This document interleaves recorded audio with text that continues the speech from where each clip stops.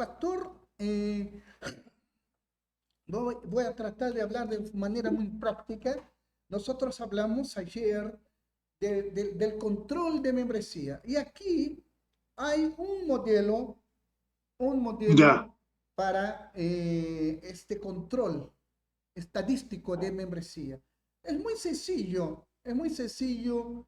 Esto sirve acá, nosotros tenemos modelos así. La iglesia que organizamos en Talagante también tiene ese modelo. Es muy, muy sencillo, ahí está para que se vea ok, Sí, es muy sencillo. Eso es muy sencillo. Ahí viene el nombre, teléfono, la dirección y, y ahí está. Entonces, este estado de ingresos y egresos es muy importante en la contabilidad de la iglesia. Es parte de la administración. Entonces, es un estado financiero que muestra los gastos, es decir, los egresos e ingresos. Entonces, y todo lo que una iglesia pueda recibir como donaciones. Hay varias formas de ingresos. No es ok. solamente, claro, sabemos que no es solamente diezmos y ofrendas, pero también puede haber una donación. Todo eso es parte de este estado de ingresos y egresos. Acá también esta letra B, estructura del estado de ingresos e egresos.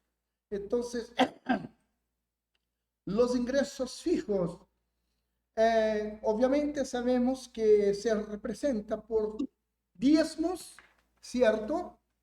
La Ok, mayoría, la mayoría de los diezmadores lo hace de forma constante y es por ello que se considera como ingreso fijo. Ingreso fijo. Entonces, nuestros tesoreros lo saben muy bien cómo se da la cosa. Hay también ingresos variables. Son ofrendas, siembras de amor, ingresos por actividades propias, intereses por cuentas bancarias y las donaciones. Entonces, hay dos tipos de ingresos que las iglesias siempre están lidiando. Los ingresos fijos, que sabemos que se dan por los diezmos, y los ingresos variables, ¿ya? Hay otros ingresos también que muchas veces una empresa puede hacer, no sé, como una donación públicas que es muy difícil y otras iglesias también. Hay otras iglesias que, por ejemplo, pueden ofrendar en una iglesia específica y solicitan, acá dice, perdón, y solicitan el registro oportuno de ello, así también como la factura de donación. Son cosas que sabemos y que es parte de la administración de una iglesia. El total de ingresos. Este rubro es la suma total de todos los ingresos en un periodo determinado. El tesorero y también hay contadores, ¿cierto? Que saben perfectamente cómo se da la cosa. Aquí los gastos fijos. Cada iglesia sabe cómo se da sus gastos fijos. Claro, nosotros sabemos que se paga luz, agua, teléfono o internet, impuestos municipales, hay la vigilancia, mantenimientos de equipos, ¿cierto? Hay muchos, claro, cada iglesia tiene su gasto fijo. Acá tenemos los gastos fijos con claro, estos gastos como luz, agua, etcétera. Y también nosotros acá como lamentablemente la iglesia, y esto es muy común en Brasil, la falta de seguridad hace con que la iglesia invierta bastante acá en cámaras de seguridad. Acá hay como 30, creo. Incluso en esta sala hay una cámara. Hay varias cámaras de seguridad por una cuestión de seguridad interna dentro del área de la iglesia y afuera. Entonces es parte también de un gasto fijo que la iglesia tiene. Es un ejemplo. Mantenimiento de equipos, claro, la parte de sonido. También acá la iglesia invierte bastante en equipos como cámaras para transmisión de los cultos por internet. También hay una sala con técnicos especializados en esto. Entonces, es parte del gasto fijo de esta iglesia. Pero otras iglesias pueden tener otros gastos fijos. Los gastos variables. Los gastos variables son todos aquellos gastos que no son constantes dentro de la organización, pero necesarios para el correcto manejo de ella. Esto puede ser la papelería, renta de equipos para eventos, entre otros, que supuestamente nos obligará a hacer un gasto, yo diría, extra. Otros gastos, wow, menos mal que no somos contadores, son aquellos como los impuestos imprevistos o aumentos de impuestos, así como el pago eventual de algunas personas por alguna obra física a realizar. Entonces, aquí en Brasil, por ejemplo, las iglesias no pagan algunos impuestos, no pagan algunos impuestos, pero sí paga algo de impuesto. Y como acá el país tiene muchos impuestos, es increíble la cantidad de impuestos. Hay impuesto, no sé, municipal, impuesto estadual, impuesto federal, un montón de impuestos, pero por ley las iglesias están exentas de algunos impuestos. Total de egresos. Este rubro reúne la suma de todos los egresos. Y tenemos también, claro, es el saldo final. Es la diferencia entre el total de ingresos y el total de egresos. Y aquí el efecto analítico que debe surgir, ya que si los egresos son mayores que los ingresos, tiene que surgir las medidas correctivas necesarias para determinar por dónde se está yendo el dinero de nuestro Señor Jesucristo. Muchas iglesias, y de verdad se sabe perfectamente, hay muchas iglesias donde hay más egresos que ingresos, y eso causa mucha dificultad en muchas iglesias. Yo reconozco que hay ese problema y nosotros, como dice la palabra, como buenos administradores, tenemos que aprender a administrar este dinero que la verdad no es nuestro. Nosotros incluso cuando predicamos, cuando hablamos del diezmo, este dinero, la verdad es para la obra del Señor.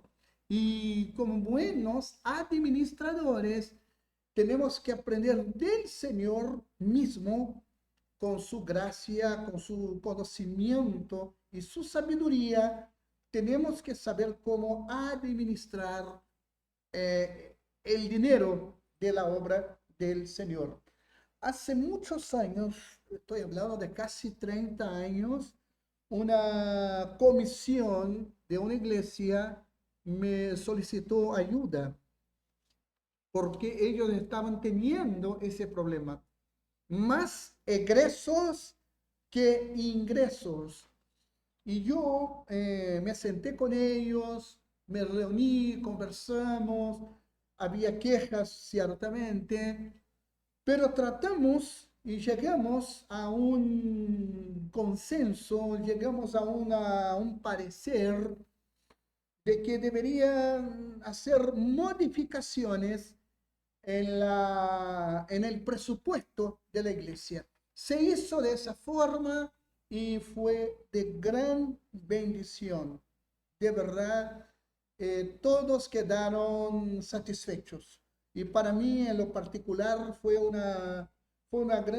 gran aprendizaje, porque yo pude ver cómo el Señor nos da sabiduría en medio de ciertas situaciones que se presentan. Acá, en este cuadro, aquí que estoy destacando en este momento, este cuadro muestra un, un ejemplo de la contabilidad de la iglesia. Entonces, acá, por ahí, por pantalla se ve bastante, no se ve tan grande, estoy seguro, pero aquí es un modelo para que se rija, para que se haga, mejor dicho, un buen presupuesto y una buena administración de una iglesia. Es un modelo solamente. Cada uno, yo sé que cada uno tiene su realidad, pero aquí habla de los ingresos fijos. Aquí, por ejemplo, cuando habla de diezmo, aquí nos muestra el total de diezmos. Un ejemplo, acá sale como en 750. Acá son cifras,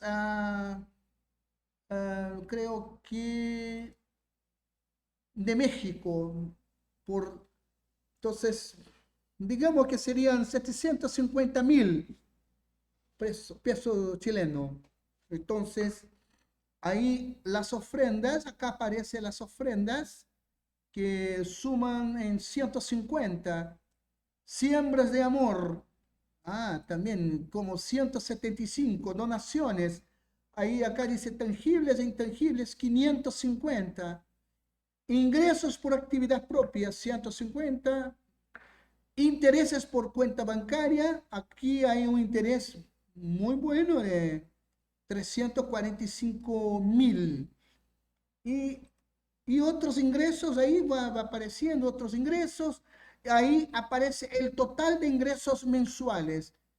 Sería algo como 3.342.000. Y ahora vienen los gastos. Ahí los gastos fijos suman en total 652.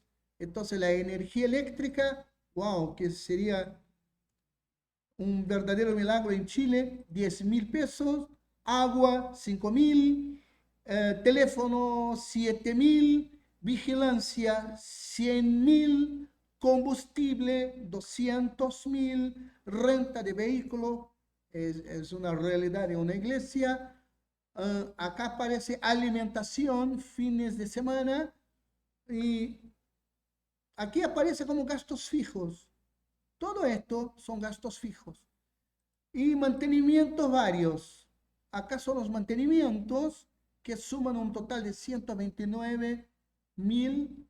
Entonces aquí habla de sillas, equipo de sonido, ornato de la iglesia, pintura. Me parece que en esta iglesia ellos estaban pagando un valor mensual, semestral en mantenimiento. Y los gastos variables también aquí aparece. Papelería, útiles, renta de muebles, ahí entre paréntesis eventos especiales, mobiliario, sumando un total de 375.000. Otros acá, que son impuestos, otros impuestos, salarios varios, que uno sumando, hay una suma de 1.700.000. Aquí el total de egresos, el total de egresos mensuales llega a 2.856.000 y el saldo final 485.000 pesos. Esto es algo ficticio, pero nos ayuda a tener una idea de cómo nosotros vamos invirtiendo el dinero de la iglesia.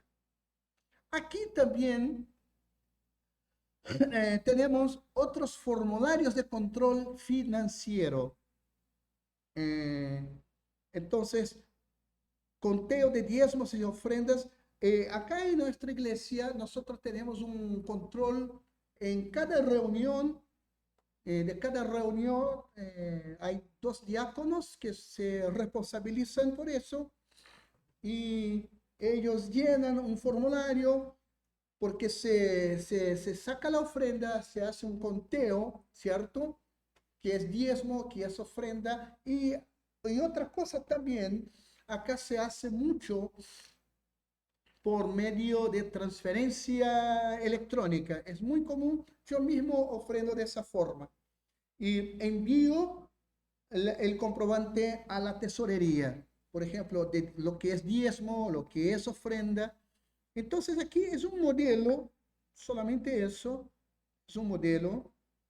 Y aquí solamente para que se tenga conocimiento y quizás nos sirva de ayuda para un futuro. Recibo de entrega de dinero, aquí el nombre de la iglesia, Tabernáculo Bíblico Bautista Piedras Pachas. Entonces aquí fue la persona que recibió algo, entonces aquí se discrimina, aquí se dice cuánto fue en concepto de, y ahí está. Y este es un libro electrónico en Excel, control de ingresos y egresos diarios. Y aquí aparece diezmo, ofrendas, siembras, ventas. Entonces aquí también es solamente un modelo, es un modelo para nosotros. Y tenemos más. Y dentro de la realidad de la iglesia, saliendo ahora de la parte financiera que realmente a veces se vuelve incluso un poco aburrida, pero es importante. Es muy importante. Una iglesia, ella debe de tener sus reuniones de negocios. Y acá tenemos el título, reuniones de negocios de una iglesia. Número 1, cada reunión de negocios debe ser abierta y cerrada con una oración. Número 2, ningún asunto importante debe ser tratado sin una asistencia que pueda considerarse representativa y ninguna reunión para tratar negocios, que sería debe tener lugar sin darse noticia previamente. Entonces, cuando se va a tener una reunión de negocios, que es muy importante para una iglesia, toda la iglesia debe saber, o mejor dicho, los miembros de la iglesia que están en comunión con la iglesia. Número 3, el orden de los negocios puede ser suspendido a cualquier hora por el voto de los reunidos o por el moderador si nadie objetare. Entonces, ahí son modelos, son ejemplos también. Toda iglesia tiene su secretario, ¿cierto? ¿Y cuáles son los deberes del secretario? Él tiene que participar en esa reunión si no puede, que haya alguien que lo sustituya, pero el secretario debe estar presente cuando el presidente llame al orden. Número 2, debe tener una lista exacta de la membresía. Número 3, tomará nota de toda moción presentada. Número 4, leerá cartas y documentos a la petición del presidente. Todo esto en una reunión de negocios. Número 5, llevará el acta de los acuerdos que fueron tomados por mayoría y todos los asuntos concernientes al cuerpo, hayan sido motivo de moción o no. Número 6, téngase presente que un miembro tiene derecho de pedir que constan en el acta su proposición, aunque haya sido rechazada. Las actas se escriben sin abreviaciones y sin taquigrafía. Número 8, con su firma certificará actas, cartas y documentos. El secretario también es responsable por la copia del borrador, tal como el libro de las actas. Entonces, esto se hace, acá también se hace reuniones de negocios. Las mociones, ¿qué son las mociones? Moción, proposición que realiza un legislador o grupo de legisladores durante el desarrollo de una sesión con diferentes fines.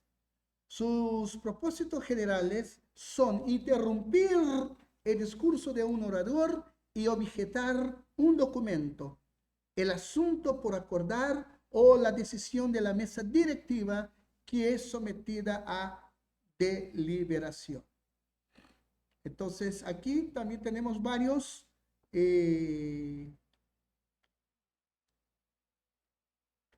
¿cómo se dice? Otras formas de presentar una moción. Entonces, número 1, todo asunto debe ser presentado mediante una proposición hecha por un miembro y secundada por otro. Solo nombramientos de candidatos no requieren ser secundados. Una resolución y una proposición ordinaria, de ser requerido, deberá ser presentada por escrito. Esto es más asunto de lectura. Yo prefiero que las personas, los alumnos, lean y después pues, incluso se debata en clase, porque eso tiene que ver también con la forma de gobierno de una iglesia. Este modelo que tenemos aquí delante de nosotros es el modelo usado por el 99% de las iglesias bautistas en todo el mundo. Entonces, es uno de los mejores modelos dentro de lo que nosotros llamamos democracia, porque hay iglesias que no tienen nada, ¿no? Ni siquiera tienen una asamblea o una reunión de negocios. Todo se hace, todo se decide entre algunas personas o a veces solamente entre una persona. Pero en el caso de los bautistas se requiere esto, una reunión de negocios donde la gente, incluso si se está leyendo algo y algún asistente allí se percata que aquello no está bien, él puede entrar con una moción o una proposición con el apoyo de otra persona y pedir que se revise el texto, que se lea el acta y todas otras cosas. Por ejemplo, número 5 acá, una proposición que ha sido derrotada no debe quedar registrada en el acta. ¿Qué es una proposición? Es cuando yo en una reunión yo presento algo. Ejemplo, en una reunión yo presento eh, no sé, la creación de un órgano dentro de la iglesia que se encargue de la evangelización. Pero la iglesia ya tiene su ministerio de evangelización. Entonces me van a decir, ¿sabe, hermano? Eh, Agradecemos su proposición, pero la iglesia ya tiene su ministerio de evangelismo. Entonces ya no se hace necesario que se cree otra cosa, otro órgano con tal propósito. Entonces, esta proposición mía fue derrotada. Digamos que yo insistí y esto pasó por voto de la iglesia y la mayoría de la iglesia votó en contra la creación de otro ministerio de evangelismo. ¿Qué va a pasar? Esto no va a quedar en el libro de acta de la iglesia. No queda. Simplemente la cosa murió. ¿Ya? Y acá también cuando se va a hablar en una asamblea, cómo se procede, es mucho asunto para poco tiempo de clase que tenemos, entonces yo prefiero dejar como lectura, dejo como lectura porque es un conocimiento muy interesante para nosotros como pastores. Entonces, al hablar, cuando la persona va a hablar, al votar, cómo se vota, son, son muy interesantes. Acá también se habla de recepción de miembros. En una iglesia, en una asamblea, puede surgir el caso de personas que vengan de otra iglesia. Entonces, los miembros pueden ser recibidos en una iglesia en cualquier reunión regularmente establecida. A los miembros se les puede conceder cartas de remoción en las reuniones regularmente establecidas. Por ejemplo, aquí hay muchas personas de la iglesia que se trasladan a otros lugares y ellas ciertamente por la distancia ya no podrán estar físicamente con nosotros. Entonces, ¿qué hace la iglesia? La persona va para otra ciudad que está como a 1200 kilómetros de distancia. Esta persona o familia, ellos salen con una carta de esta iglesia para que aquel hermano, aquella familia, cuando lleguen a la otra ciudad, la presenten y ellos en aquella nueva iglesia sean recibidos como miembros. De esa forma se sabe quién es la persona, si la persona está en comunión con la iglesia, etcétera, etcétera, etcétera. Una iglesia tiene el derecho, así, si así lo desea, de excluir a un miembro de cualquier reunión regularmente establecida, pero generalmente es preferible hacer eso en las reuniones de negocios regulares. Una iglesia, en el caso bautista, es un cuerpo regular deliberativo. Puede gestionar asuntos en cualquier reunión establecida que llegue a ser necesario. Y el secretario de la iglesia o la secretaria debe guardar actas de cada reunión de la iglesia. Es su deber hacer un registro correcto de los procedimientos de cada reunión de negocios. Debe también hacer una anotación de cada reunión de la iglesia en cuanto a su naturaleza, y objeto y por quién fue dirigida. Esto es muy importante, porque en el futuro, ¿qué pasó en tal año? ¿Qué se habló? Leamos, veamos lo que está en el acta. Oh, fue así, así, así. Entonces vale lo que está escrito, ¿ya? Aquí son los concilios. Ya esto también varias iglesias tienen esa forma de incluso de apoyarse también, pero yo voy a dejar esta parte de concilio para nuestra próxima clase. Y con eso ya dejo de compartir la pantalla. A ver dónde dejo de compartir la pantalla.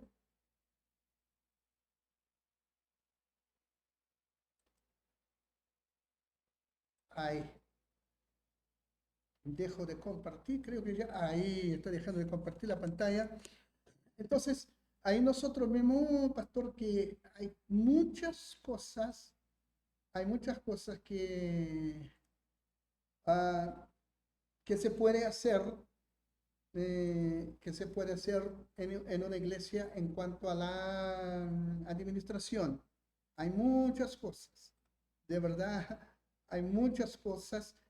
Y yo me acuerdo un pastor que fue mi pastor, a propósito, fue mi primer pastor, y me acuerdo que él era un hombre muy dedicado a la administración de la iglesia.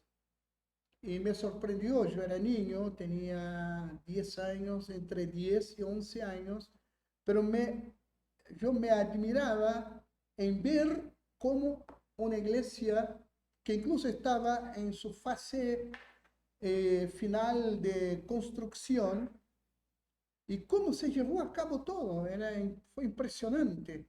Y aquel pastor tranquilo, tranquilo y con diversas atribuciones. Era el pastor de la iglesia, era profesor en un seminario teológico, era, era miembro de la Alianza Bautista Mundial y tenía que estar en congresos, en seminarios, en otros países, pero con calma, con tranquilidad, llevaba a cabo la obra era la etapa final de la construcción de la iglesia. Y yo me acuerdo, era niño, pero yo veía cómo él procedía.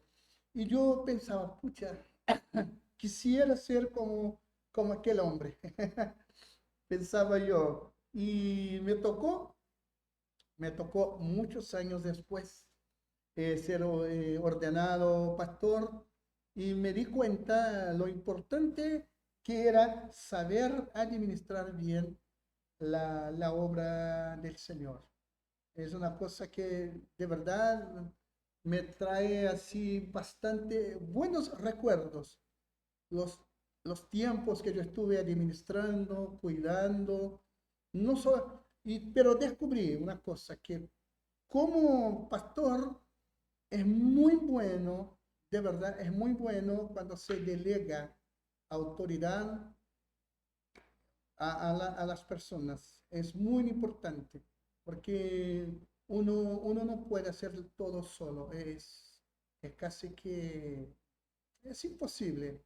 La verdad es imposible. Aunque tengamos fuerza, vigor, capacidad, inteligencia, pero nos damos cuenta que necesitamos que otras personas nos estén apoyando, principalmente cuando tienen la misma visión y el mismo propósito dados por el Señor. Yo veo que es una cosa muy importante. Entonces, ¿alguna pregunta? Sí, cuando ustedes hablan de todo esto, los gastos, los ingresos y todas esas cosas, ¿ustedes realizan alguna información a la iglesia en general o no se practica eso? Sí, sí. E incluso por una cuestión de tiempo, porque el tiempo de nuestros cultos está muy limitados, principalmente después de la pandemia. Se redujo en 40 minutos el tiempo que se usaba para las reuniones. La iglesia se reúne un promedio de 1 hora 20 cada culto. Entonces, ¿qué se hace?